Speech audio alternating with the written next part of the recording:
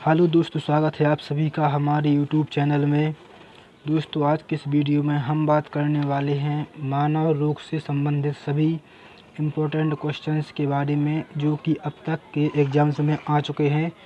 और दोस्तों, ये सभी आए हुए क्वेश्चंस बहुत इम्पोर्टेंट क्वेश्चंस हैं। तो दोस्तों, प्लीज़ वीडियो को पूरा एंड तक देखिएगा। और दोस्तों, आप लोगों से एक विनम्र निवेदन है कि दोस्तों अगर आप लोग हमारे यूट्यूब चैनल पर पहली बार आए हैं तो प्लीज़ हमारे चैनल सब्सक्राइब कर लीजिए और बेल आइकन को प्रेस कर लीजिए। तो दोस्तों, स्टार्ट करते हैं वीडियो को। तो यहाँ पे पहला क्वेश्चन दिया गया है, निम्नलिखित में से किसकी कमी से एनीमिया रोग होता है। ठीक है, एनीमिया रोग किसकी कमी से होता है। तो दोस्तों, इसका सही आंसर है ऑप्शन डी, लोहा। तो दोस्तों देखिए, जो कि एक एनीमिया रोग होता है तो दोस्तों यह लोहे की कमी से होता है। ठीक है, इसको आपको याद रखना है। इसके बाद दोस्त दूसरा क्वेश्चन है, मलेरिया रोग शरीर के किस अंग को प्रभावित करता है। तो दोस्तों, मलेरिया रोग जो होता है वह प्लीहा को प्रभावित करता है। ठीक है दोस्तों, तो इसे भी आपको याद रखना है। मलेरिया रोग मानव शरीर के प्लीहा, ठीक है, को प्रभावित करता है। अब दोस्तों बात करें प्लीहा की, तो दोस्तों प्लीहा को स्प्लिन भी बोलते हैं। ठीक है, प्लीहा को स्प्लिन भी बोला जाता है, तो ये भी आप याद रखना है। इसके बाद दोस्तों क्वेश्चन नंबर 3 है, टाइफाइड से शरीर का कौन सा अंग प्रभावित होता है। तो दोस्तों इसका सही आंसर है ऑप्शन बी, आंत। ठीक है, टाइफाइड से मनुष्य की आंत प्रभावित होती है। इसके बाद दोस्तों चौथा क्वेश्चन है, डेंगू बुखार में मानव शरीर में निम्नलिखित में से किसकी कमी हो जाती है। ठीक है दोस्तों, तो जब किसी मनुष्य को डेंगू बुखार होता है तो उसके शरीर में किस चीज़ की कमी हो जाती है, तो प्लेटलेट्स की। ठीक है दोस्तों, तो जो मानव की रक्त प्लेटलेट्स होती हैं उनकी कमी हो जाती है डेंगू बुखार में। दोस्तों अगर हम बात करें रक्त प्लेटलेट्स की, तो दोस्तों यह मानव के रक्त का एक अवयव है। ठीक है, इसके बाद दोस्तों पाँचवा क्वेश्चन है, एवियन इन्फ्लुएंजा यानी कि बर्ड फ्लू विषाणु को निम्न रूप से निरूपित किया जाता है। यानी कि जो एवियन इन्फ्लुएंजा यानी कि जो बर्ड फ्लू वायरस है, तो दोस्तों उसे किस प्रकार से लिखा जाता है। तो दोस्तों इसका सही आंसर हो जाएगा ऑप्शन ए, H5N1। ठीक है, एवियन इन्फ्लुएंजा यानी कि बर्ड फ्लू वायरस को H5N1 लिखा जाता है। अब दोस्तों यहाँ पर अगर हम बात करें H1N1 की, तो दोस्तों यह स्वाइन फ्लू वायरस को इस तरीके से लिखा जाता है। ठीक है, यह स्वाइन फ्लू वायरस है, तो इसको भी आपको याद रखना है, यह भी इम्पोर्टेंट है। तो इसके बाद दोस्तों अगर हम बात करें क्वेश्चन नंबर 6 की, तो क्षय रोग यानी कि टीबी मानव शरीर के किस अंग को प्रभावित करती है। तो दोस्तों इसका सही आंसर है ऑप्शन ए, फेफड़े। तो दोस्तों टीबी रोग जो होता है वह मनुष्य के फेफड़े को प्रभावित करता है। और दोस्तों आप सभी जानते हैं कि टीबी को तपेदिक भी बोला जाता है, यह भी आपको याद रखना है। क्षय रोग, टीबी और तपेदिक तीनों एक ही बीमारी के नाम हैं। इसके बाद दोस्तों अगर हम बात करें कि टीबी किस जीवाणु या बैक्टीरिया के कारण होती है, तो दोस्तों टीबी रोग जो होता है यह माइक्रोबैक्टीरियम ट्यूबरकुलोसिस जीवाणु के कारण होता है। ठीक है,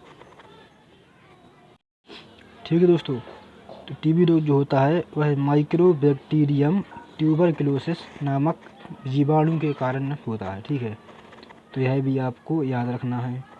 इसके बाद दोस्तों अगर हम बात करें क्वेश्चन नंबर 7 की, तो विडाल टेस्ट का उपयोग किस संभावना की जांच करने के लिए किया जाता है।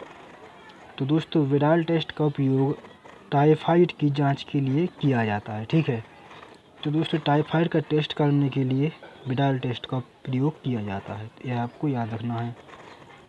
इसके बाद दोस्तों 8वां क्वेश्चन है, एंथोफोबिया निम्न का डर है।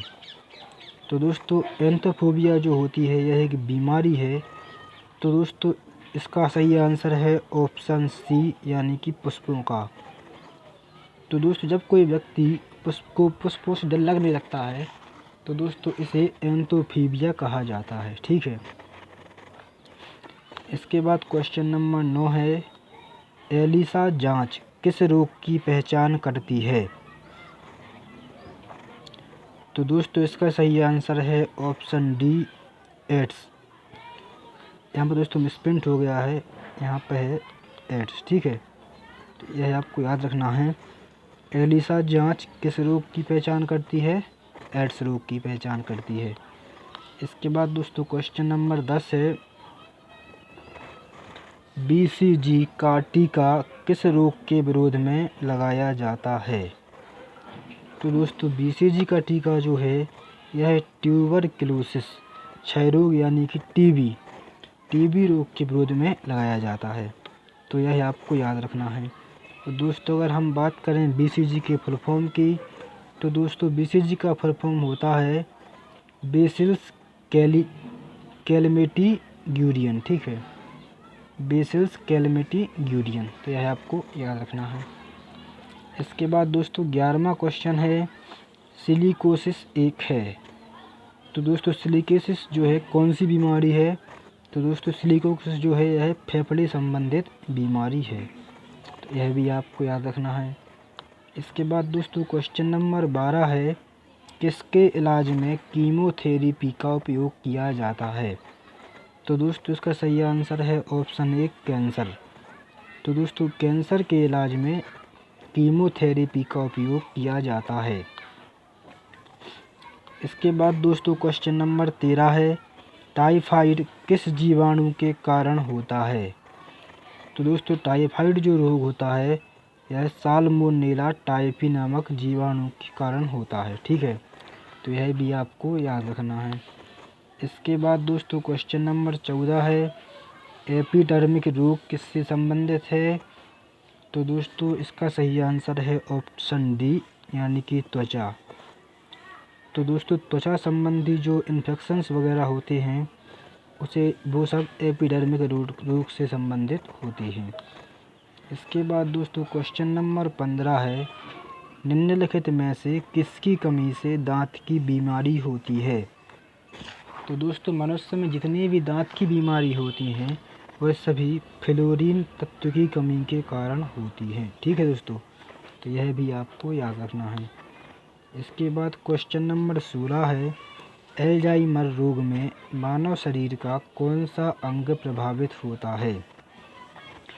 तो दोस्तों इसका सही आंसर है ऑप्शन बी, यानी कि मस्तिष्क। अल्जाइमर रोग में मानव शरीर का मस्तिष्क जो है वह प्रभावित होता है। इसके बाद क्वेश्चन नंबर 17 है, पोलियो के टीके की खोज किसने की थी? तो दोस्तों इसका सही आंसर है ऑप्शन बी, जॉन साल्फ। ठीक है दोस्तों, जॉन साल्फ जो थे इन्होंने ही पोलियो के टीके की खोज की थी। तो दोस्तों इसको भी आपको याद रखना है। तो दोस्तों यही थे आज के मोस्ट इम्पोर्टेंट मानव रोग से संबंधित 17 क्वेश्चंस।